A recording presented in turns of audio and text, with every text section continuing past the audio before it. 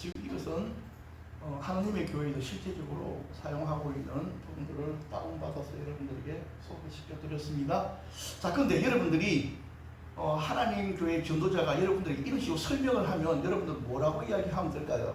뭐가 문제가 있는 것 같습니까?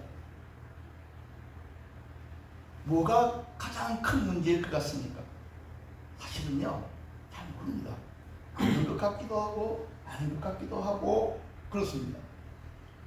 어떻게 되지 않으면 이런 부분들에 대해서 미리 훈련되지 않으면 목회자를 할지라도 하나님의 교회 전도자들하고 유월절 문제로 딱 부딪히면 그들을 쉽게 성경적으로 그들을 누르기가 어렵습니다.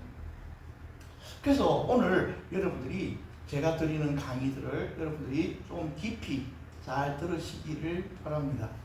그리고 여러분들이 그들과 유월절 논쟁에서 능히 승리하시기를 바랍니다. 왜 그러냐니까요, 지금도 하나님의 교회 전도자들이 각 집을 다니면서 바로 이런 논리를 가지고 기존 성도들을 그들의 사람으로 낚아가고 있기 때문에 그렇습니다. 이런 고민들을 누군가가 내게 해올 때에 여러분들이 뭐라고 대답할지를 미리 준비하고 있어야 됩니다. 근데 아까 제 강의를 들으면서요, 다른 말은 다 쓸모가 없는데 마지막 말은 쓸모가 있더라고요. 복 받기 바랍니다. 우리는 예수 안에서 복 받게 될 것입니다. 저들은 안상호 하나님 안에서 복 받는지 모르지만 우리는 예수 안에서 복을 받습니다. 자, 그럼 오늘 6월절 이렇게 논쟁에 들어가면서요, 이단 전문가인 진용치 목사님 이런 이야기를 하더라고요. 하나님의 교회는 안식일로 유혹하고 6월절로 세뇌한다.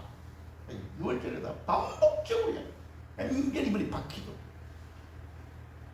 그래서 이 6월절을 지키는 너희들은 구원받고 이 6월절을 지키지 아니하는 일반 교회는 구원받지 못한다. 아예 못 받고 이야기한다.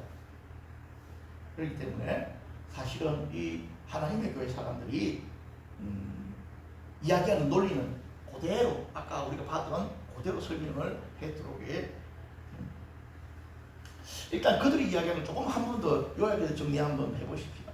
하나님의 교회는요, 6월절을 지키지 않으면 구원받지 못한다고 이야기합니다. 그 이유는요, 6월절의 성찬이 생명과실이기 때문이다. 그렇게 이야기했습니다.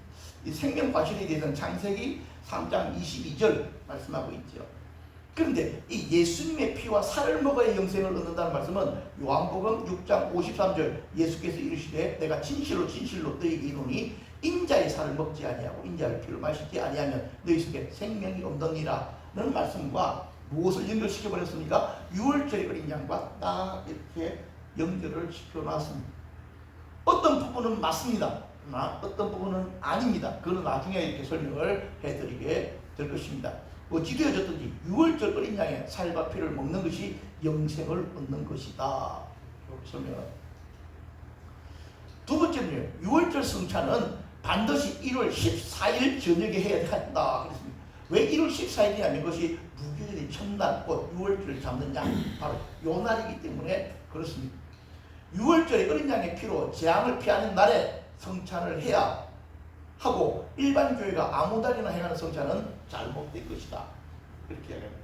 그러니까 성경에서 말하는 1월 14일이 바로 6월절이거든요. 그 6월절 날 뭐 해야 된다고요? 성찬식을 해야지. 그 성찬식만 참된 것이지 다른 성찬식은 다 잘못된 것이다.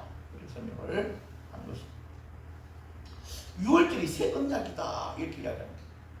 그들은 누가복음 22장 20절 저녁 먹은 후에 잔도 그와 같이 하여 이르시되 이제는 내 피로 세우는 새 언약이니 요 새 언약. 이 말은요, 이 사람들은 이 6월절이 새 언약이라는 말을 요 구절을 통해서 이야기하는데, 여기서 예수님이 말씀하신 새 언약은 6월절이 새 언약의 대상이라는 말이 아니고요, 자기 피로 뭐 했다고요? 제자들을 구속한다. 바로 요 언약, 요것을 말한다는 것을 여러분들이 정확하게 이해를 하셔야 됩니다. 그리고 그들은 또한 무슨 말을 하냐니까 예수님도 6월절 지키지 않느냐. 그래서 누가복음 22장 15절, 이거는 그들이 쓰는 구절 그대로입니다. 내가 고난을 받기 전에 너희와 함께 이 6월절 먹기를 원하고 원하였다. 예수님도 원하고 원했지 않냐 이야기합니다. 사도들도 유월절을 지켰다 그랬습니다. 고린도전서 5장 8절에 보면 이런 우리가 명절을 지키되 요 명절이 바로 유월절 그것이다. 유월절 회복한 안상홍이 멜기세덱이며 재림주의다 이렇게 설명합니다. 여기 멜기세덱에 대한 부분들은 아마 다음에 한 번 더 제가 다룰 때가 있을 것입니다. 자, 그런데 여기서 보면요, 살레방 멜기세덱이 떡과 포도주를 가지고 나왔다라고 했을 때 떡과 포도주는 유월절을 상징한다고 이야기합니다. 그리고 이 사라졌던 유월절을 다시 회복시킨 것이 누구냐니까 안상홍이기 때문에 그가 바로 멜기세덱이고 재림주다 그걸 설명합니다. 여기서 떡과 포도주를 유월절을 상징한다고 이야기하면요, 반론을 하나 이렇게 써놨습니다. 누가복음 7장 33절 세례 요한이 와서 떡도 먹지 아니하며 포도주도 마시지 아니하며 너희 말이 귀신 들렸다 하더니, 그러면 요 말이 세례 요한이 유월절을 지키지 않은 것입니까? 아니면은 단어 그대로 떡도 안 먹고 포도주도 안 먹었다는 소리입니까? 지금 여러분들은 그냥 고개만 좀 끄덕끄덕 하는데, 그러니까요, 떡과 포도주는 유월절을 상징하는 것이 아니다. 요 말을 유월절 회복에 대한 이사야의 예언이 바로 이 안상홍을 통해서 회복되어졌다고 할 때에 그들이 사용하는 구절이 이사야서 25장 6절과 8절입니다.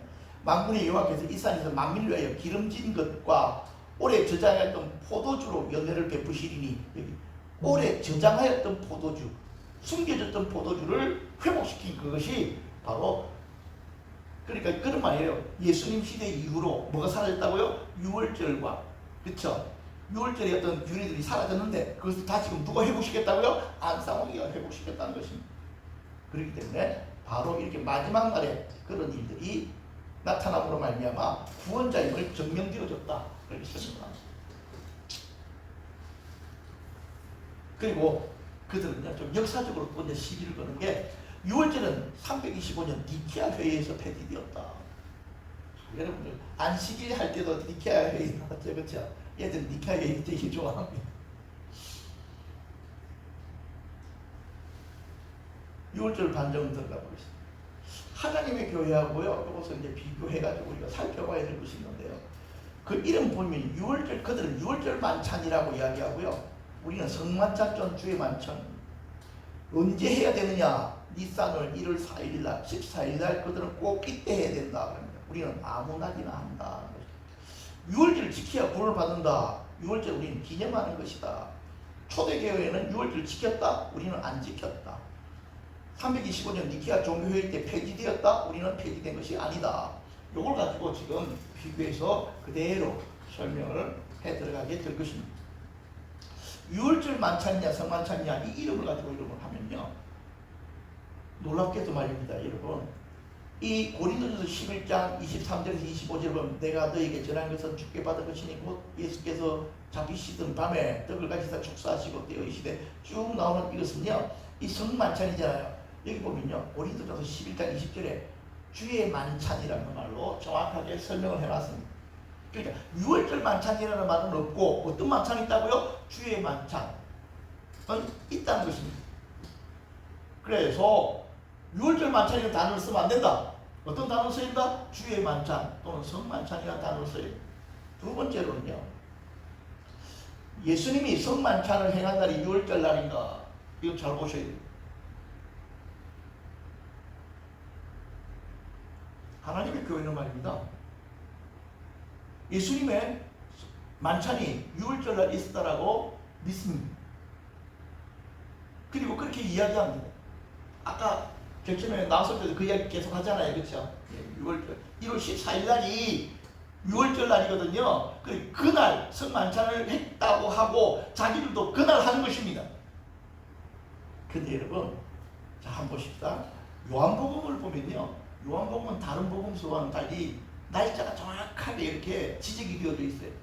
거기 보니까 요한복음 19장 13절과 14절에 보니까 빌라도가 이 말을 듣고 예수를 끌고 나가서 돌을 깐 뜰에 있는 재판석에 앉아있더라. 이 날은 그랬습니다. 유월절의 준비일이요, 때는 6시라 그렇게 했습니다. 유월절 준비는요, 유월절 하루 전 금요일을 이야기합니다. 그런데 실제로 예수님께서 만찬을 언제 하셨습니까? 이건 잡혀간 날입니다. 그렇죠? 그러니까 그 전날 만찬을 하고 겟세마네 동산에서 기도하다가 잡혀가서 밤새 시달리다가 그 다음날 빌라도에게 끌려간 것입니다. 그런데 만찬은 언제 행해진다고요? 목요일날 행해졌습니다. 맞습니까 여러분? 맞습니다. 그래서 요한복음 19장 30절에서 보면요, 예수께서 신포도주를 받으신 후에 이르시되 다 이루었다 하시고 머리를 숙이니 영혼이 떠나가시다. 이 날은 준비일이라. 이 날은 그러니까 예수님께서 십자가에 돌아가시는 날은 금요일이고요, 유월절에 무덤에 계십니다. 오케이? 이해가 되셨습니까? 예수님은 유월절날 만찬을 하신 게 아니고요, 유월절날 무덤에 계셨어요. 그럼 만찬은 언제 하셨느냐면요, 이틀 전에 하신 거예요.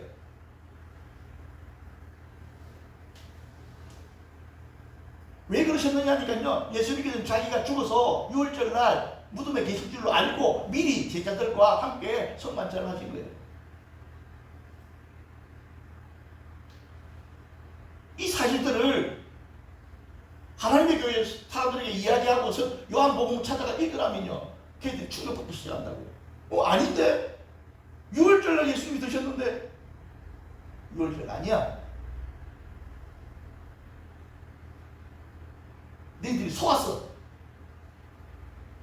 1월 14일날 웃기는 소리 하지만 그날은 아무 날도 아니야. 세 번째는요, 6월절이 구원의 조건이라고요? 아닙니다. 성만찬은 지키는 것이 아니고 기념하는 것입니다. 예수님께서 기념하라 그랬습니다. 만약 성만찬으로 구원받는다면 가룟 유다도 구원받아야 돼요. 왜? 예수님의 성만찬할 때 누가 있었습니까? 그 자리에 가룟 유다 같이 있어도 성만찬 했다고요. 맞죠? 그죠? 성만찬은 구원의 조건이 아니에요. 예수 믿는 것이 구원의 조건입니다. 다른 것은 필요가 없습니다.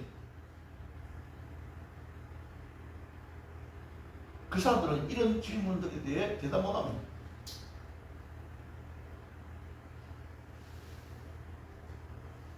그러면요, 초대교회는 6월절을 지켰나? 그렇습니다. 교회사 핸드북, 하나님의 교회가 사용하는 교회사 핸드북이 있는데요, 여기 9페이지 보면요, 초대교회는 주일마다 떡을 떼었다, 그렇게 기록되어 있습니다. 주일마다 성만찬을 했대요. 그들은 뭐라고 이야기했습니까? 뭐라고 이야기했죠? 1월 14일 날 하는 것만 진짜고 다른 건 다 가짜다 그랬잖아요. 근데 그들이 교재로 사용하는 핸드북에 바로 이렇게 기록이 되어져 있습니다. 그리고 그들이 자주 사용하는 고린도전서 5장 7절 8절 6월절 지키라는 말은 영적 6월절을 지키라는 말이다. 요건 여기 나오는데 이건 뭐 그렇게 중요한 것이 아니니까 바로 넘어가겠습니다. 그렇다고 한다면요, 니케아 종교회의에서 6월절을 폐했나? 사실은요, 니케아 종교회의에 두 가지 큰 주제가 있는데요, 한 가지는 아리오스파를 이단으로 정죄하는 것이고요, 두 번째는요, 부활절 지키는 날짜를 정하는 것이었습니다. 그런데 재밌는 거는요, 동방교회는 6월절 다음 날을 기준으로 합니다. 사실은 달력이 계속 변하잖아요. 우리가 성탄절 보면 계속 변하죠. 그렇기 때문에 여기서 말하는 6월절도 계속 변한다고요. 그래서 동방교회는 6월절 다음 날을 부활절로 늘 삼았어요. 그런데 서방교회는 주일을 기준으로 해가지고 6월절이 있었던 주간, 주일을 부활절로 했다고요. 그러니까 동방교회와 서방교회가 어떻게 됐다고요? 부활절이 달랐다고요. 그런데 요거를 갖다가 니케아 종교회의에서 어떻게 했느냐면 6월절 다음 날로 하는 것이 아니고 어떻게 한다고요? 6월절이 있는 주일날 그때를 부활절로 한다. 그것이 기록이 되어 있다고. 그러니까 걔들은 6월절 다음날 기준으로 하는 것을 없앴다는 말을 6월절을 그때 폐지했다, 이렇게 설명을 하는 것이라고. 여러분 이해하셨죠? 그렇죠? 6월절을 폐지한 게 아니고요, 6월절 다음 날을 부활절로 하는 그것을 어떻게 했다고요? 부활절이 있는 주일, 그 주간으로 하기로 통일했다. 그것이 니케아 종교에서 결정한 것입니다. 그래서 하나님의 교회는 이것이 유월절이 폐지된 것으로 설명합니다.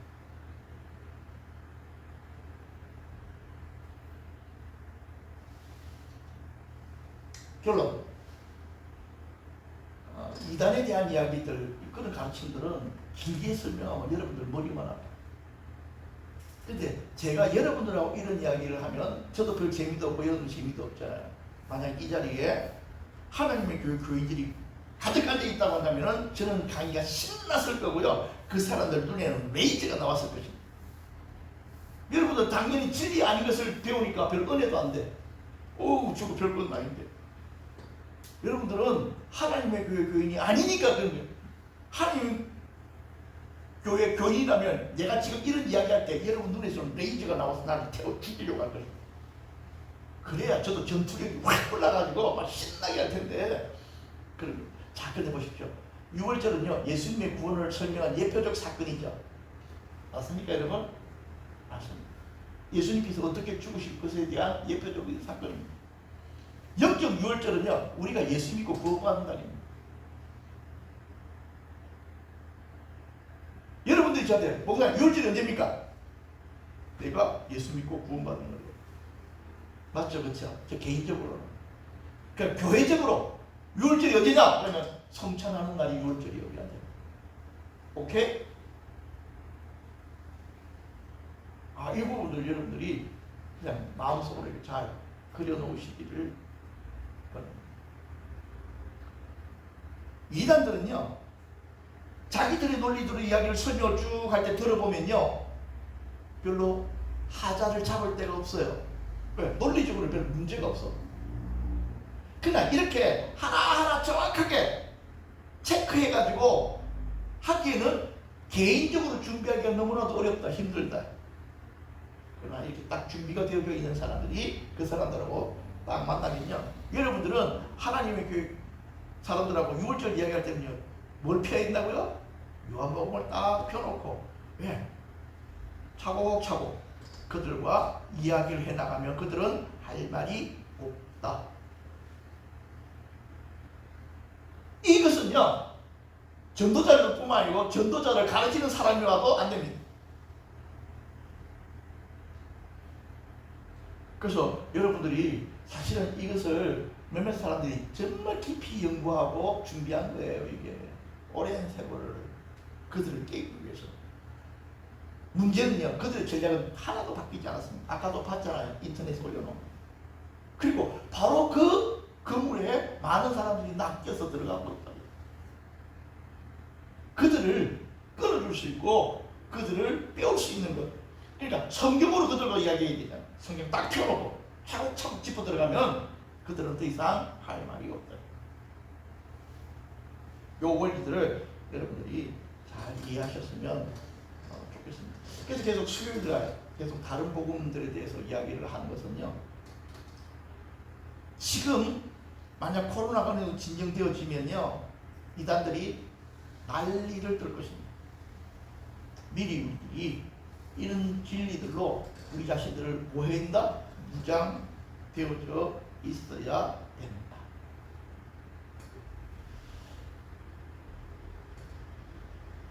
다음에는 지금 아까도 이야기했던 멜기세덱에 대한 이야기들, 다음 주에는 그렇게 말씀을 나눌 수 있도록 그렇게 하겠습니다. 자, 이상으로 오늘 말씀을 마치고요, 우리가 다 같이 한 이 시간 기도할 수 있도록 하겠습니다.